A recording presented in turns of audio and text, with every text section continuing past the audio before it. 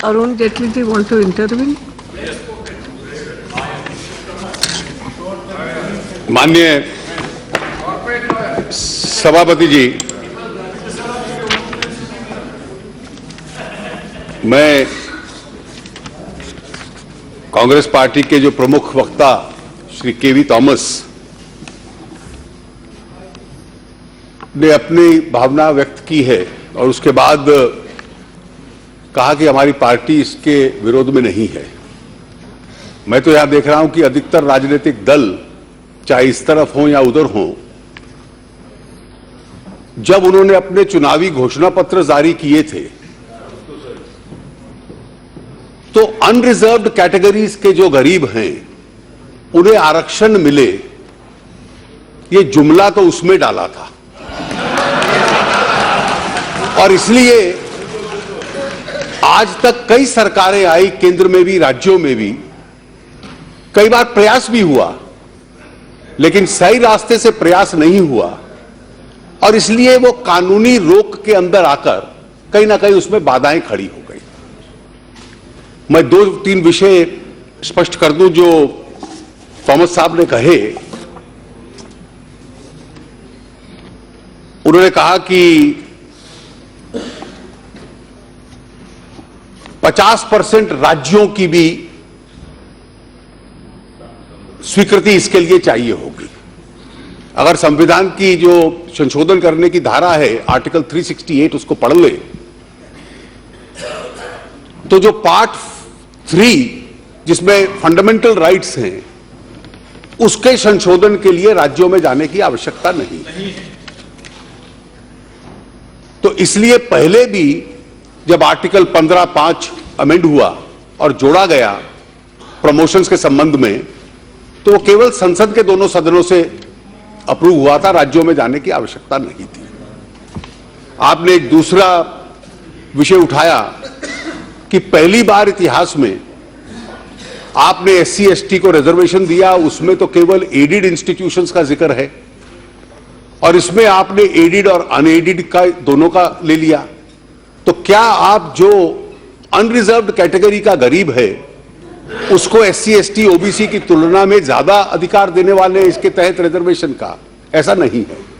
जो article 15(5) amend हुआ और संविधान में ऐड हुआ, यह शब्दावली एजुकेशनल इंस्टीट्यूशंस वेदर एडिड और अनएडिड, वो कास्ट बेस्ड रिजर्वेशन के लिए भी यही फ्रेजियोलॉजी थी और आज इसके लिए भी यही फ्रेजियोलॉजी है। तो ये दोनों कारण जो आपने बतलाए, संविधान को एक बार 368 को और 15(5) को आप पढ़ लें तो वो फैक्चुअली अपने आप में गलत है। माननीय सभापति जी, अगर हम राजनीति और राजनीति के मतभेद से अपने आप को अलग कर लें तो ये आरक्षण की कल्पना हमारे संविधान में पैदा कैसे हुई थी? जो वर्ड शब्द सोशलिस्ट था वो तो ओरिजिनल प्रियम्बल में नहीं था, 1976 में 42वें संशोधन से ऐड हुआ। लेकिन जब पहला संविधान बना और इसका तर्क जो कहीं पब्लिक स्पेस में दिया जा रहा है कि क्या बेसिक स्ट्रक्चर, बुनियादी ढांचे के आधार पर इसको चुनौती मिल सकती है, तो जो आरंभिक संविधान निर्माताओं ने बनाया था उसके प्रियम्बल में हालांकि शब्द सोशलिस्ट नहीं था, लेकिन उसमें 2 बहुत महत्वपूर्ण शब्द थे, वाक्य थे। एक था कि सभी नागरिकों को, टू ऑल सिटीजन्स, और इस पे कोई धर्म या जात का संबंध नहीं था, हम क्या क्या देंगे? Justice that is social, economic and political. और दूसरा क्या था? Equality of status end of opportunity, यानी कि अवसरों के मामले में उनको बराबरी देने का हम लोग प्रयास करेंगे। तो यह तो संविधान निर्माताओं की आरंभिक कल्पना थी कि हमें हर नागरिक को सामान्य अवसर देने का एक प्रयास करना चाहिए। अब ये इक्वालिटी ऑफ अपॉर्चुनिटी जो है, सामान्य अवसर हैं, जिस समाज में चाहे जातीय आधार पर, चाहे आर्थिक आधार पर बड़े और छोटे के बीच में बहुत अंतर था और ऐतिहासिक दृष्टि से था। अब उसमें हम उन सबको कहें कि बराबरी का यह अर्थ है, इक्वालिटी का यह अर्थ है कि आप सब एक परीक्षा में बैठ जाओ, एक जैसी परीक्षा होगी, तो क्या वो बराबरी होगी?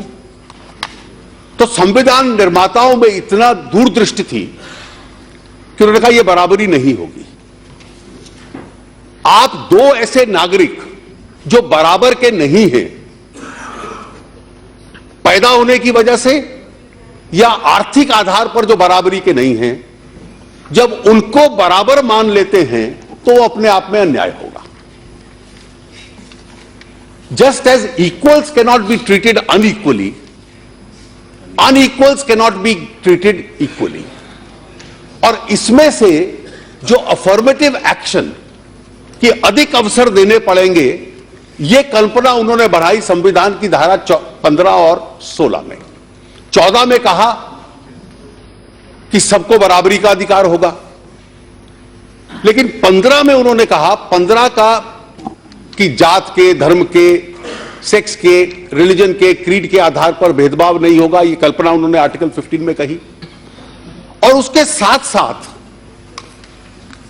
कि सरकार या शासन या देश, संसद ऐसे कानून बना सकता है जो कुछ लोग जो शैक्षणिक दृष्टि से या सामाजिक दृष्टि से पिछड़े हैं, उनको विशेष अवसर प्रदान करे।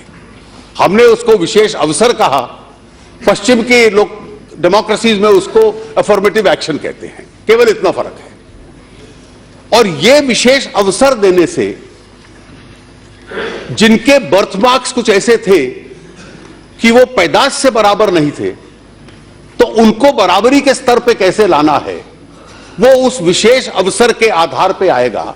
और ये इस आरक्षण के पीछे कल्पना थी। आर्टिकल 15 में हमने संशोधन करके 15(5) डाला, और 15(5) का जो उद्देश्य था वो शैक्षणिक संस्थानों के साथ था। शैक्षणिक संस्थानों के साथ यह था कि एजुकेशनल इंस्टीट्यूशंस में स्पेशल प्रावधान करना, चाहे वो एडेड हो या अनएडेड हो, और उन संस्थाओं में प्रावधान करके विशेष अधिकार दाखिले का जो लोग उस दृष्टि से पिछड़े हैं उनको हम लोग देंगे।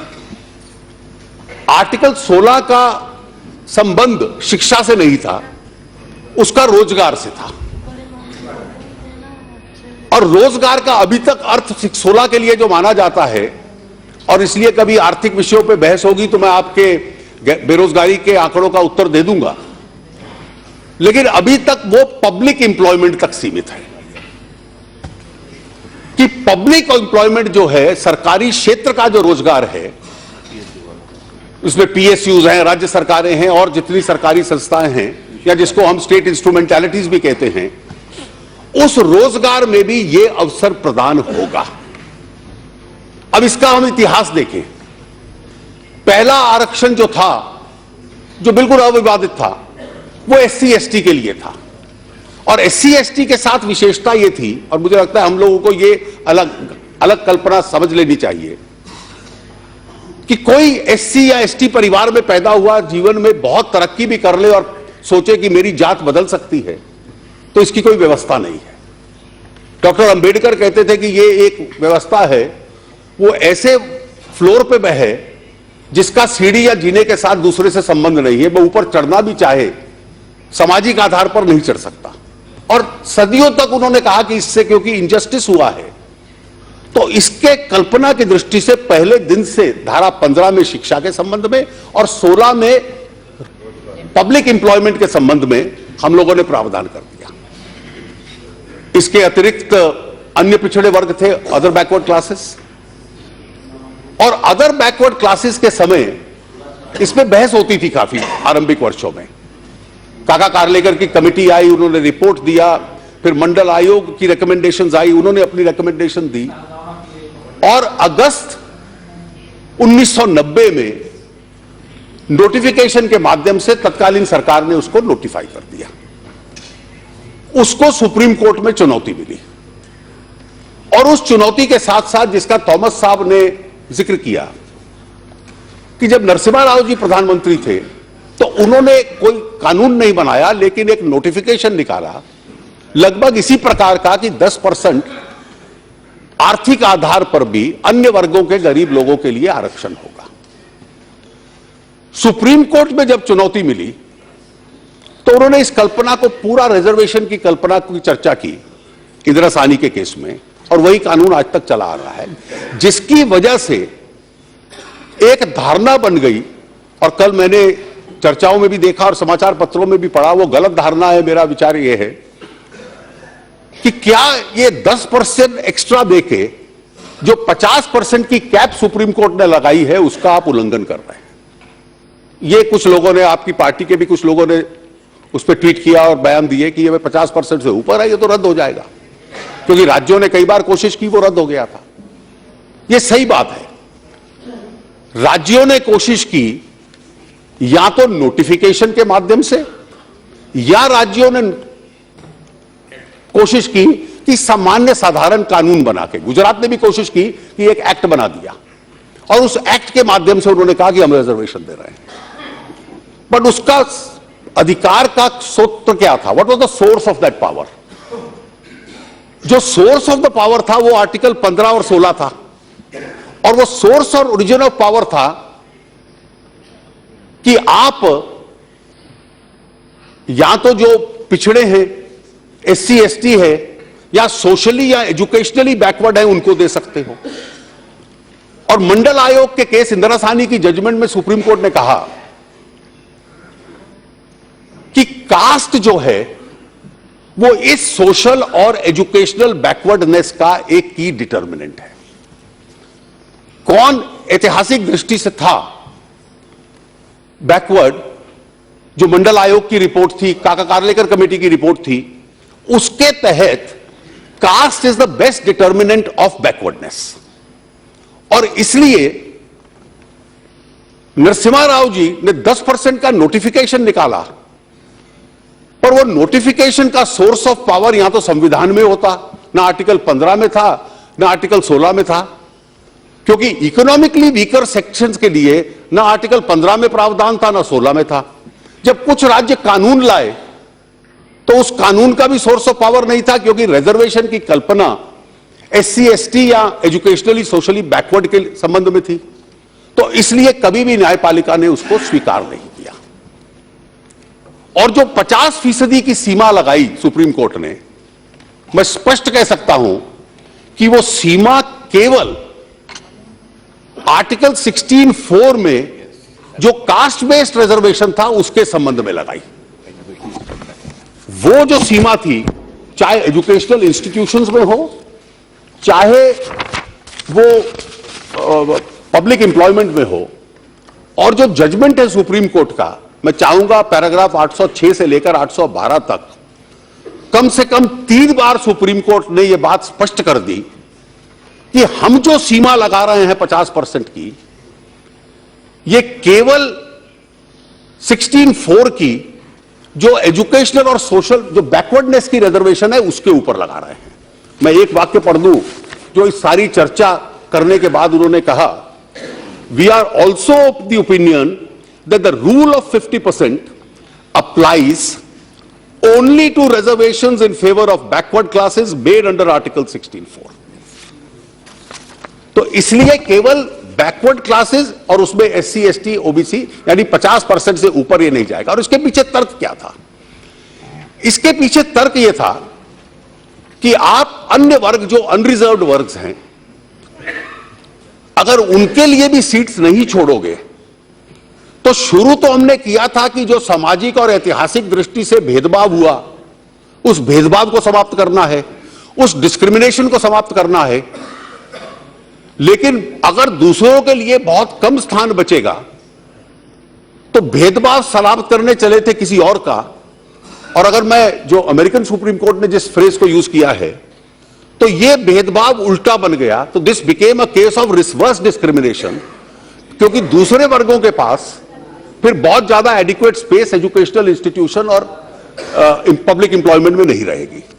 तो ये बैलेंस बना रहे तो उन्होंने 50% का तर्क सुप्रीम कोर्ट ने दिया। सही है गलत है इसकी चर्चा चलती रहेगी, मैं उस पर टिप्पणी नहीं करता, लेकिन ये उसके पीछे तर्क था और वो केवल 16(4) के आरक्षण के संबंध में था। अब आपने कहा कि ये क्या कारण है कि आप अभी ले आए। पटेल समाज को आरक्षण दो, आपकी पार्टी ने 2017-18 से पहले तो कभी नहीं कहा था।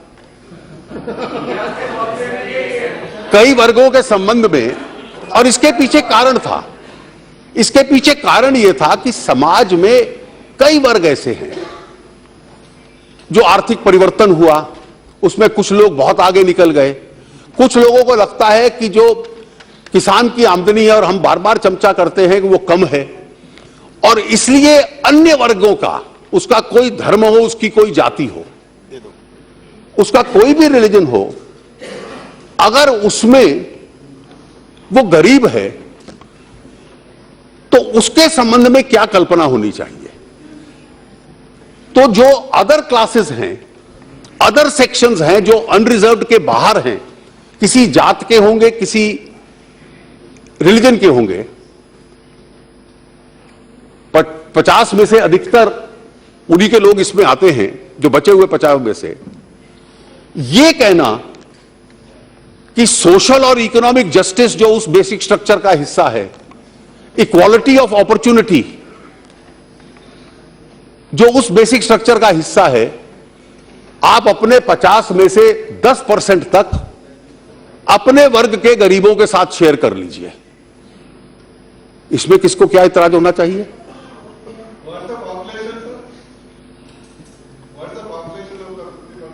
I'll check up the census records and tell you. You see, please. You please make your point when you get a chance.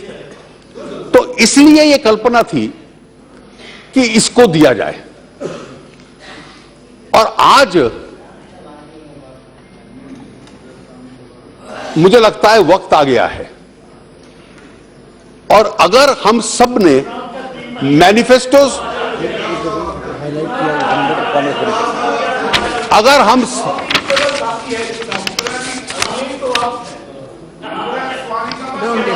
ऐसा है दादा, मेरा आप सबसे आग्रह है that if you are supporting this, don't be grudging in your support, be whole hearted and large hearted, बड़े दिल के साथ समर्थन कीजिए। और मेरे अपने कम्युनिस्ट दोस्तों को भी कहना है कि जब गरीबों को दिया जा रहा है तो दुनिया का पहला उदाहरण होगा कि गरीबों के हक में दिया जा रहा है और इस देश का कम्युनिस्ट उसका विरोध कर रहा है।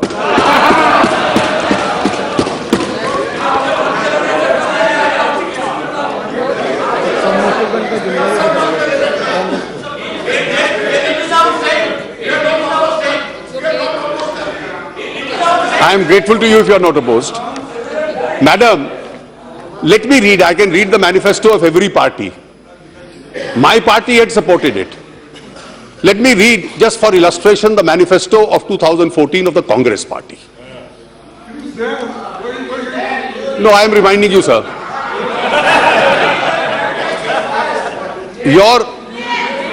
I am reminding you because your walk must match your talk.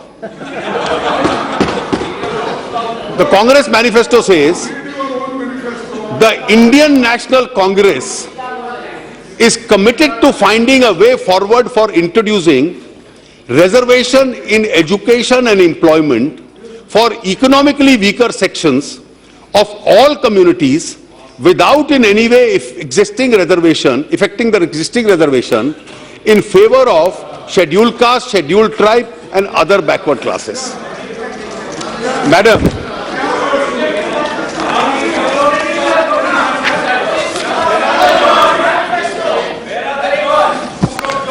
Madam,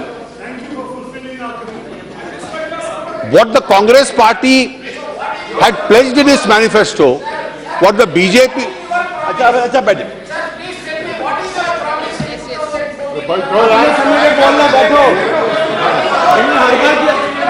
बैठो अपनी जगह पे।